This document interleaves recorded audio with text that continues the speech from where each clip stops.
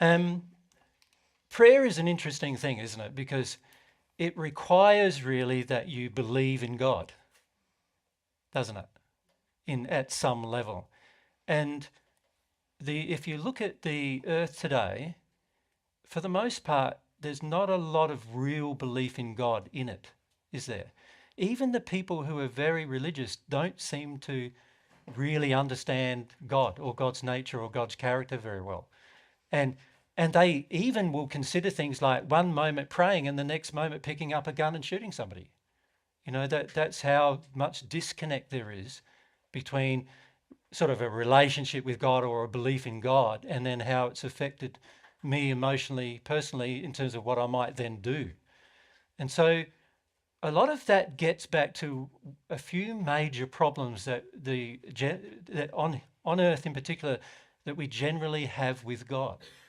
And the first major problem we have is, so let's start there. The first major problem we have with God is, does God exist?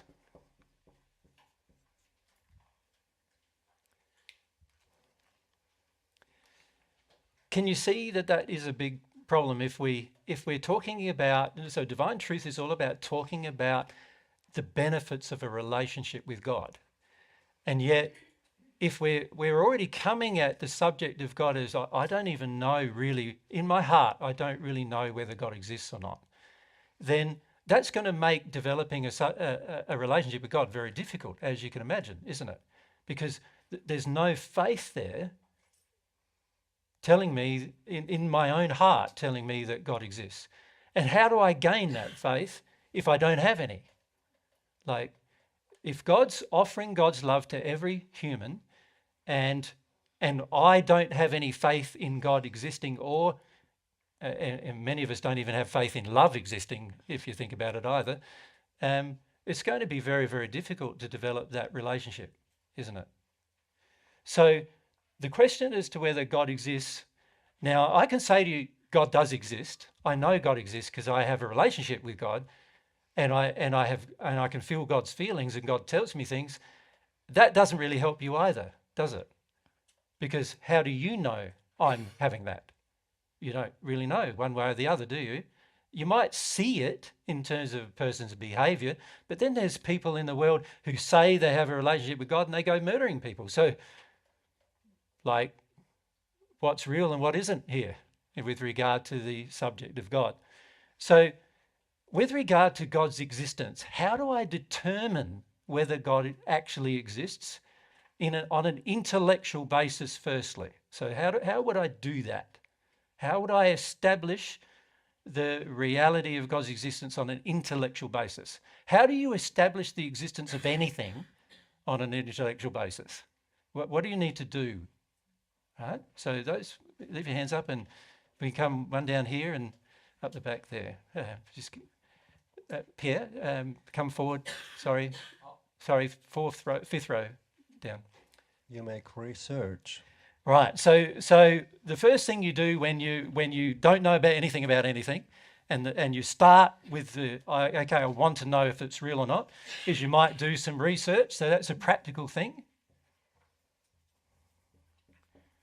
But what would you research? Okay. So how do you research something you can't see and you can't feel? Because when we're starting this, we can't feel God and we can't see God. How do we research whether God exists or not? Shall I say something? Yeah. Well, you look around. You look at the sky. Okay, you look at everything. Yes. So part of the research has to be the effects of, and looking from an effect perspective, what would be the potential cause?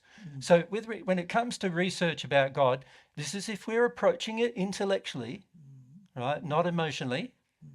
So just approaching it intellectually.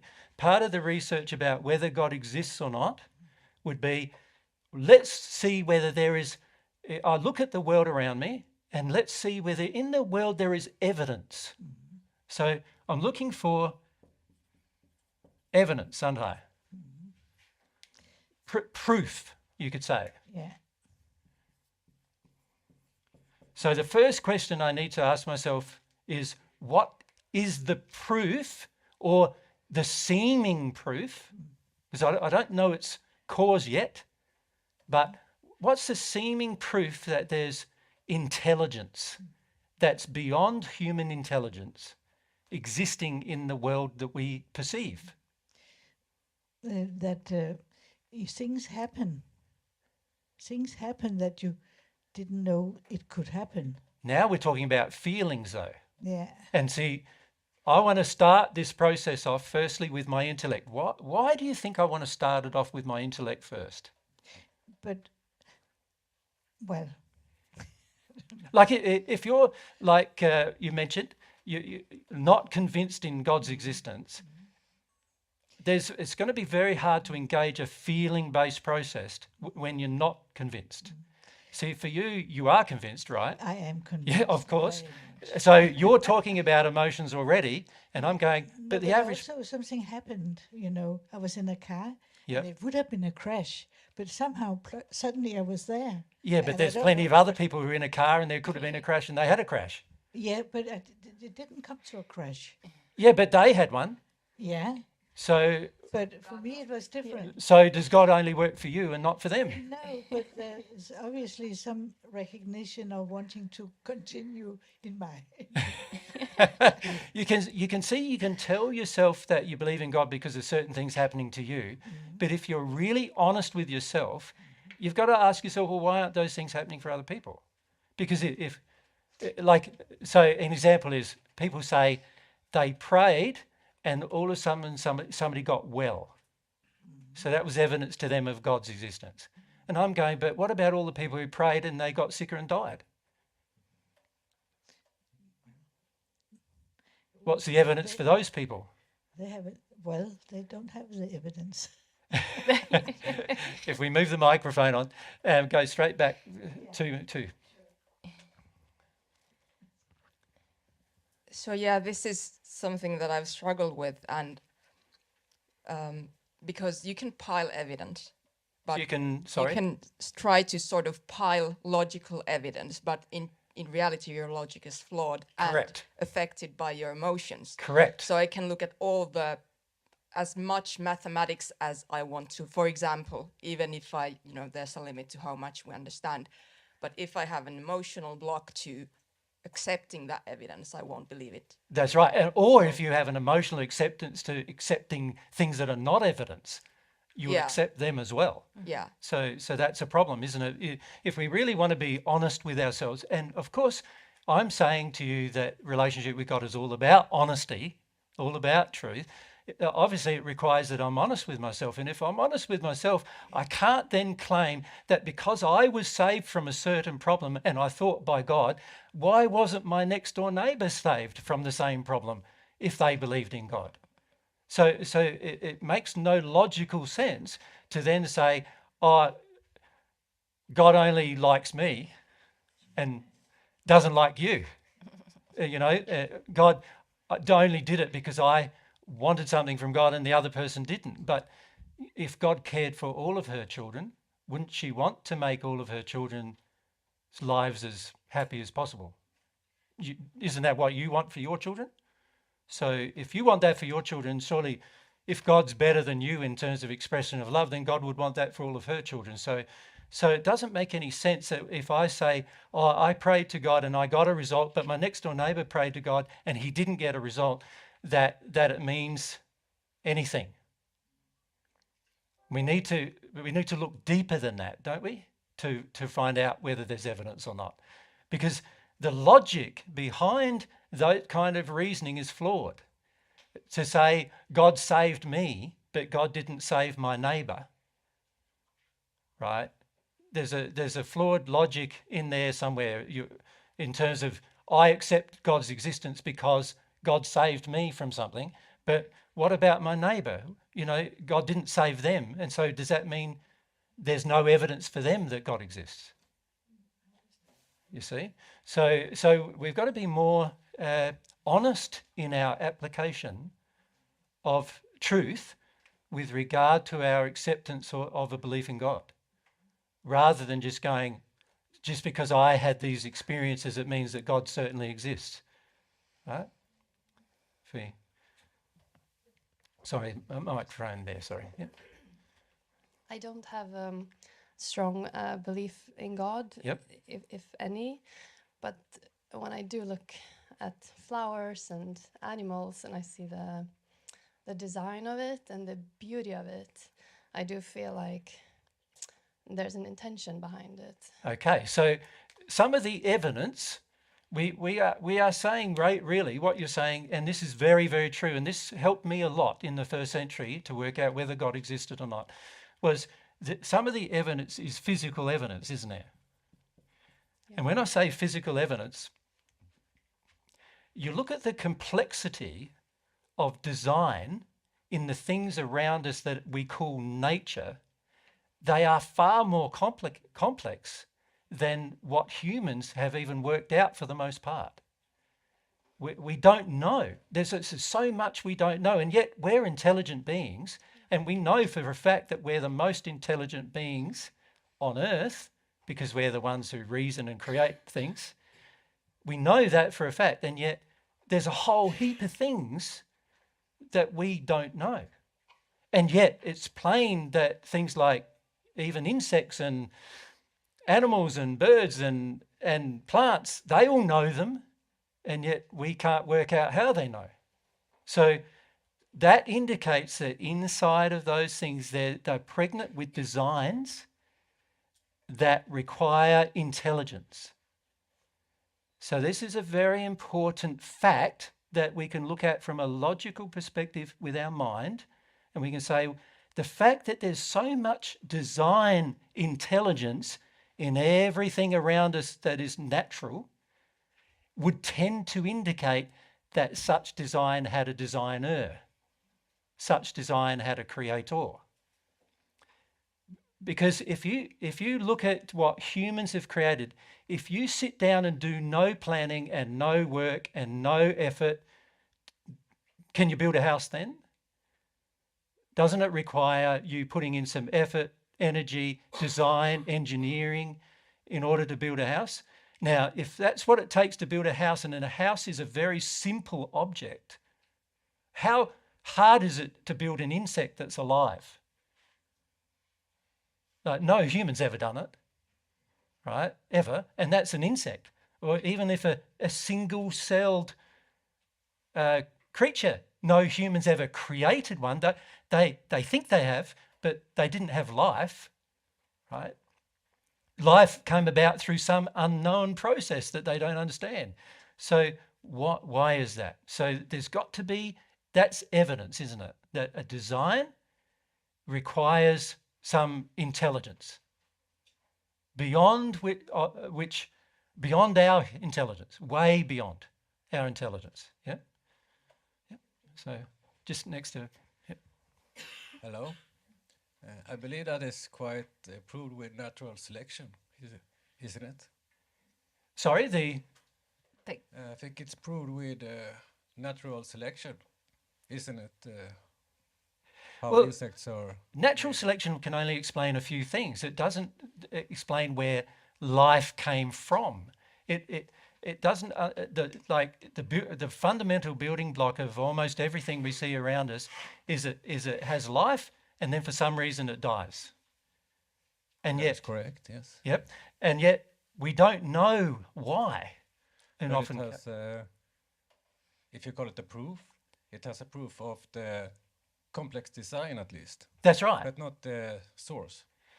That's right. It is proof of complex design, is what I'm saying. Now, complex design does require a designer, right? But excuse me, but the natural selection actually explains the complex design.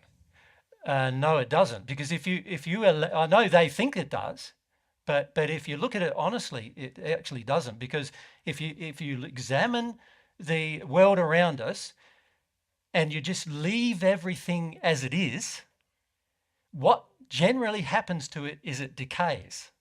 It doesn't improve. It decays. So an example of that is you build a building and you don't do any maintenance. And what happens is it decays over time. And eventually, in 1,000 years' time, it'll be like remnants of a building, maybe. In many thousands of years' time, it may be completely recycled back into all the Earth's organisms and other things that it came from, and so completely disappeared. So if that is what is happening naturally, then how is it that things can happen spontaneously into life? Now, so I don't agree with natural selection as a proof of life, because if you look at everything that's happening on Earth, if you don't look after it, it dies. I agree, a building, but I would say that life does adapt and gets more complex. I have no argument with adaptation, But but that still doesn't explain source. the source in the beginning is not very well explained. It's not known, but that it gets more complex and it gets adapted to new situations, I believe that is quite proved. I've got no problem with things adapting, and of course anything that's intelligence will adapt. Of course, any like humans adapt. Anything that has any level of intelligence will adapt in different ways. I've got no argument with that. And also gets more complex. So, well, when you say it gets more complex, there's a reason why it has the ability to get more complex, is what I'm saying. That is unexplained. Perhaps you can discuss this for sure. Now's not the time, but if you look at the general principle, there's a lot of things, like if you look at the evolutionary discussion, there's a lot of things that are completely unexplained, and because nobody wants to say the explanation is God, right? So there's an emotional impediment in the examination of evidence that might involve a creator that's beyond humans. I agree with you much. I'm not saying there is no God, Yeah. but I'm saying that according to much research, life is quite well explained in its complexity, but not the beginning. Not in its origin. That's true. Yeah.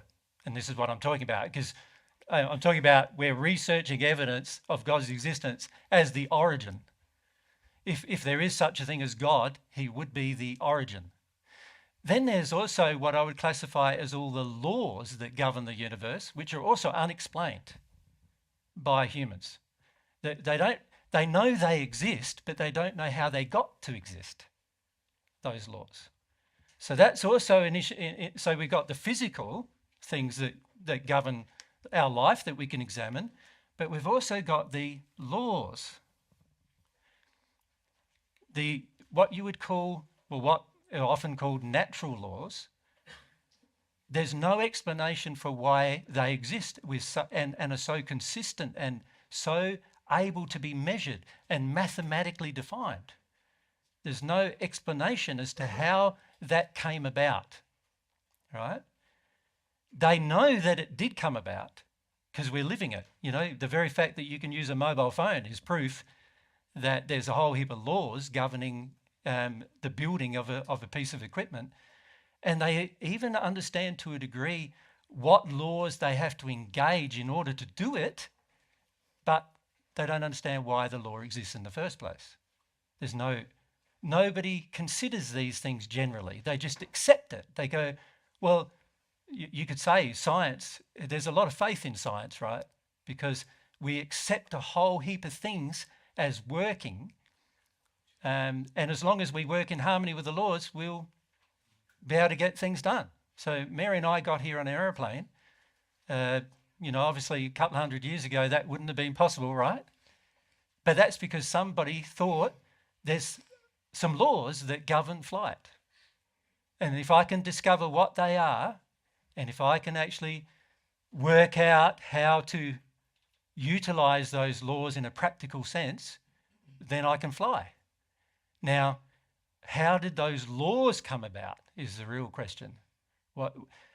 There has to be, there's evidence in the laws themselves existing that there's some kind of intelligence behind them, because they're all predictable and they're all able to be followed. And humans have hardly discovered any of them, really. We're still You know, there's many things in human life, on earth in particular, that we haven't discovered anything about at all. And yet, every time we discover a new thing, it's been there forever, seemingly. Forever that law was there, we just didn't know about it.